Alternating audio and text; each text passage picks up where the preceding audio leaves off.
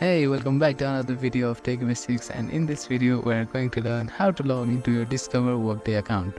First of all, open up any browser. I'm using Google Chrome here.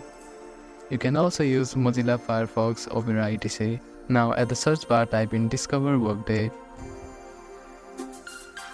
and click on enter. After that, find this link which is of myworkdayjobs.com. Click on this. After that, you will be redirected to another page which is of Discover Workday. Now, you will find sign in option at the top right corner. Click on it. After that, type in your email address and password and click on sign in button to log into your Discover Workday account. You can also click on this link to create a new account, and if you have forgotten your password, click on this link and follow the instruction to get new password. Thank you for watching this video. I hope you enjoyed it. Please do not forget to like, share and subscribe to our channel and comment down if you have any queries.